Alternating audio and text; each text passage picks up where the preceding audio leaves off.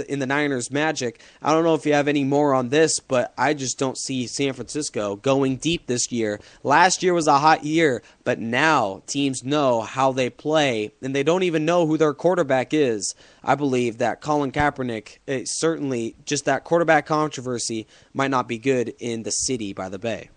Yeah, I mean, I think the thing that makes them such a good team, especially now, you say they don't know who they are, they don't know their identity. If you don't know your identity, then neither does the team you're playing. Here's a team that can run down your throat with Frank Gore. They have the receivers to go vertical on you. Even when Alex Smith is playing, they have a small package with Colin Kaepernick. He's had 3 touchdowns on the ground. Very successful package for him this year. There's so many things to defend.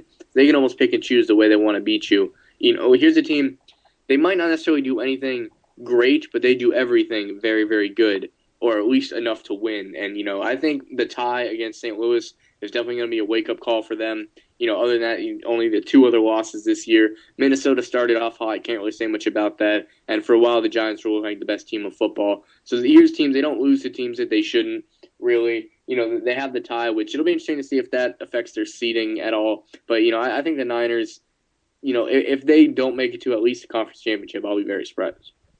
Well, I mean, obviously there's other teams in the NFC that can take them down, but in this game, San Francisco is vying themselves as the best team in the NFC, even though their quarterback situation is somewhat unsettled, but not the scenario in Houston, where Matt Shaw put up a big-time performance in his win over the Jacksonville Jaguars, and obviously their quarterback situation is set.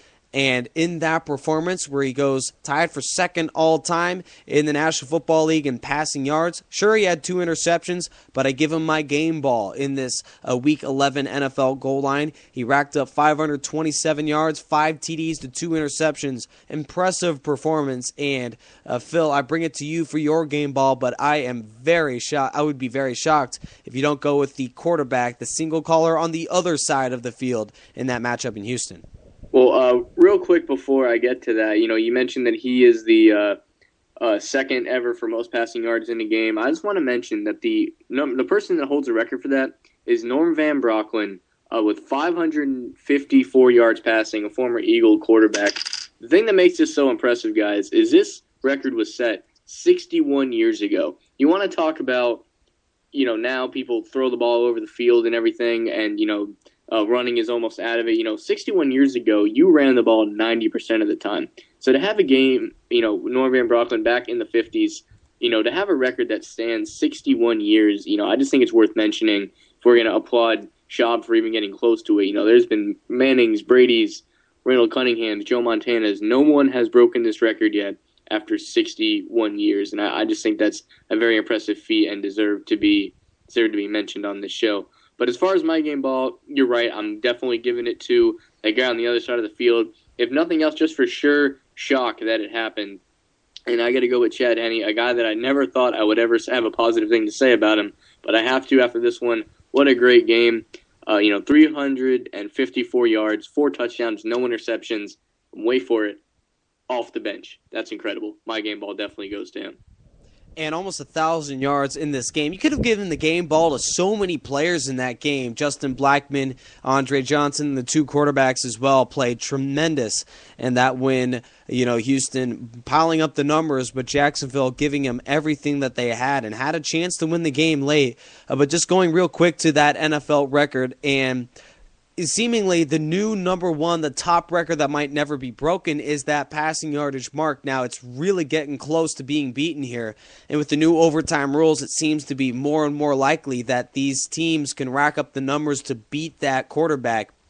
But no one ever expected that Johnny Unitas' record of most games with a passing touchdown would ever get broken. And just earlier this year, it got it got scratched by Drew Brees as well. So just overall, just those records really say a testament to quarterbacks that really in an era where you did not pass the football, it was 70, 80, 90% running the football on a weekly basis. It just speaks volumes to a record that has stand 61 years.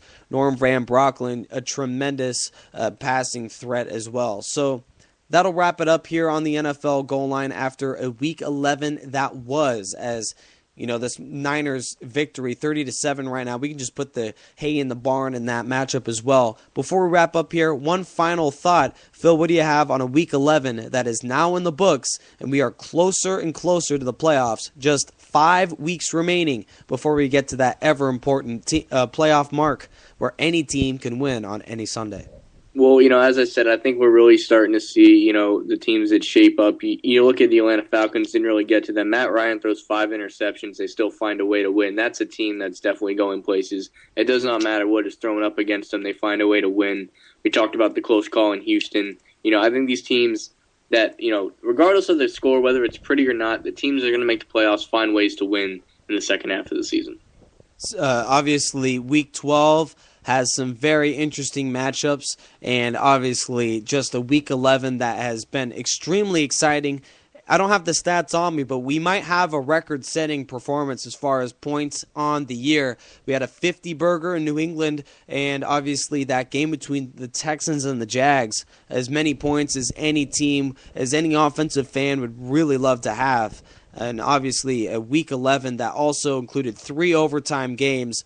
Just really quick, the NFL is a tremendous sport, the best sport, I believe, ever. Just the NFL can match up with any sport, really, in America, and it's obviously America's game. And just really quick, for this tremendous game, right now for week number 11, a quick 30 seconds, who do you have, Phil? I know it's putting you on the spot here, but who do you have as a team in this great sport that can really make their hay and make their mark into the Super Bowl? Well, yeah, it's definitely a hard one to answer now, but if I have to pick one, the way the Niners are playing tonight, I definitely, we kind of just had this conversation. I definitely got to throw them in there. To me, they're just the most complete team, them or Atlanta, just because of the way that they're finding ways to win, even when everything's against them. Obviously, it's, a national football. An NFC is what I'm saying. I think an NFC team will take it this year. Oh, it's been all NFC, and that conference is, leagues above the AFC. But that'll do it for the NFL Goal Line with Nick and Phil. Thank you for listening to another presentation of the National Football League as we are getting set here on the National Sports, with NFL Goal Line with Nick and Phil on Spreaker.com. Thank you guys for listening, and we'll be right back here next week on Monday night, 7 p.m. Pacific, 10 p.m. Eastern. Thank you guys for listening, and we'll see you next week.